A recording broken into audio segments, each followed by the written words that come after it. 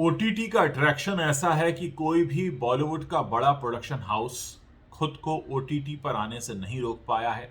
और अब यशराज ने भी इसकी शुरुआत कर दी है। यशराज फिल्म्स का जो पहला ओटीटी वेब शो है, वेब सीरीज है, वो आने वाली है द रेलवे मैन के नाम से। और इसका जिक्र मैं आज क्यों कर रहा हूँ ये भी मैं आपको बता देता हूँ। आज 2 दिसंबर है और कल से ही इसकी शूटिंग शुरू हुई है। और ये जिस कहानी पर आधारित है उसका 2 दिसंबर की तारीख से भी एक सीधा रिश्ता है। मैं आपको याद दिला दूं, 1984 में मध्य प्रदेश की राजधानी भोपाल में एक गैस कांड हुआ था जिसमें करीब 5 लाख लोग उसका शिकार हुए थे। और शायद वो दुनिया के सबसे भयंकर और ख़राब इंडस्ट्रियल हादसों में से एक है, जिसके बारे में कई सालों तक सुनवाई चली थी और आज भी लोग उसकी बात करके सिहर उठते हैं। तो उस दौरान कौन वो लोग थे जिन्होंने उस गैस कांड में फंसे लोगों की मदद की थी, वो नेशनल हीरोज़ कौन थे? उन्हीं नेशनल हीरोज़ की कहानी इस द रेलवे मैन में दिखने वाली है। इसमें के मेनन दिखेंगे, इसके अलावा इसमें बाबिल भी दिखेंगे। बाबिल जो इरफान खान के पुत्र हैं, स्वर्गीय इरफान खान के। इसके अलावा इसमें दिव्येंदु शर्मा भी नज़र आएंगे।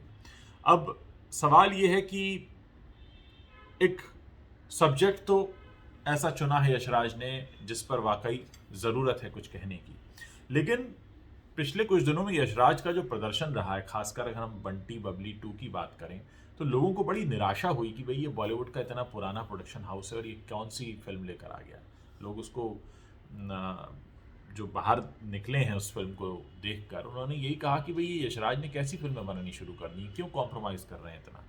तो अब ऐसा ना हो कि ओटीटी में भी ऐसा ही कॉम्प्रोमाइज़ हो, क्योंकि ओटीटी एक ऐसा प्लेटफॉर्म है जो कंटेंट ड्रिवन है। अगर यहाँ पर कंटेंट अच्छा नहीं है तो आपको नकार दिया जाता है, वहाँ फिर ब्रांड वैल्यू नहीं चलती है ना। वहाँ ये चलेगा कि इरफान खान के बेटे को आप ला रहे हैं तो लोग इसलिए देखने आए। यशराज का एक रहा है शुरू से कि हम बड़े स्टार्स के साथ काम करते हैं, लेकिन कंटेंट अच्छा होना ज़रूरी है। ओटीटी में आ तो रहे हैं लेकिन संभल कर आइए, क्योंकि ओटीटी का जो मैदान है वो फिल्मी मैदान से बहुत अलग है। फिल्मों में चल जाता था, स्टारडम और स्टार वर्शिपिंग होती थी, तो बहुत सी फिल्में चल जाती हैं सिर्फ इस वजह से कि फ़ैन फॉलोइंग है। लेकिन ओटीटी पे सिर्फ और सिर्फ कंटेंट हीरो है। आप यहाँ कौन से खान कौन से कपूर को ला रहे हैं और आप बॉलीवुड के कितने पुराने प्रोडक्शन हाउस हैं, इससे कोई फ़र्क नहीं पड़ता। आपका अगर कंटेंट अच्छा नहीं होगा तो नकार दिया जाएगा। इसलिए आ रहे हैं, बहुत अच्छी बात है। कहानी अच्छी लेकर आइए, सही से बनाइए और ओटीटी की इज्जत रखिए, क्योंकि बॉलीवुड की तो अपना इज्जत इस समय क्या है आप सभी जानते हैं कि बॉलीवुड का हाल ये है कि यहाँ तो कुछ भी कोई भी फिल्म बना कर ले आता है और कैसी भी फिल्म यहाँ पर चलाने की कोशिश हो जाती है। सत्यमेव जयते 2 को जो देखकर लोग बाहर निकले, उन्होंने भी ये कहा कि क्या बनाया है भाई ये। बंटी और बबली को देखकर बोला क्या बनाया है ये। सूर्यवंशी लोग देख रहे हैं पर लोगों ने ये कहा कि भाई क्या बनाया है ये, क्या फिर से आप वही गाड़ियाँ वाड़ियाँ उड़ा रहे हैं। तो कुछ नया ला रहे हैं तो ठीक है, लेकिन अगर फिर से वही फिल्मी फार्मूला यहाँ पर लेकर आएंगे तो वही यहाँ नहीं चलेगा। और ओटीटी के प्लेटफॉर्म को कम से कम एक साफ सुथरा प्लेटफॉर्म रहने दीजिए, जहाँ पर एक ठीक ठाक दिमाग वाला व्यक्ति अपनी कहानी लाने के बारे में सोच सके। यहाँ वैसा प्रदूषण नहीं चलेगा जैसा बॉलीवुड में प्रदूषण है। और प्रदूषण की बात इसलिए भी कर रहा हूँ क्योंकि आज प्रदूषण नियंत्रण दिवस है आज, क्योंकि 1984 में जब इतना बड़ा कांड हुआ भोपाल में, उसके बाद से ये जो आज का दिन है 2 दिसंबर का, इसको नेशनल पॉल्यूशन कंट्रोल डे के तौर पर मनाया जाता है। बहरहाल हम बात कर रहे हैं ओटीटी की, तो ओटीटी पर प्रदूषण न बढ़ाएं, ओटीटी को साफ सुथरा रहने दें।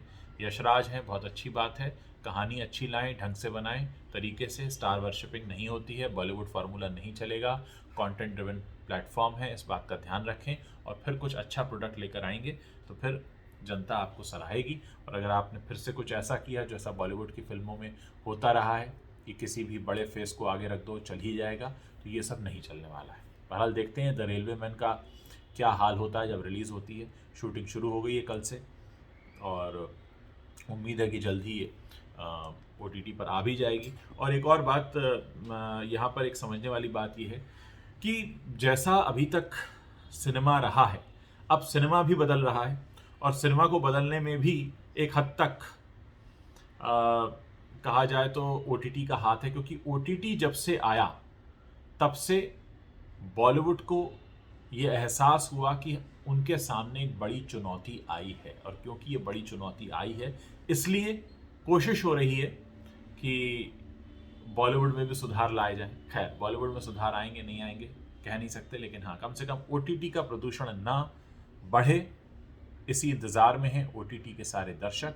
देखना है द रेलवे मैन ओटीटी के दर्शकों को कैसी लगती है।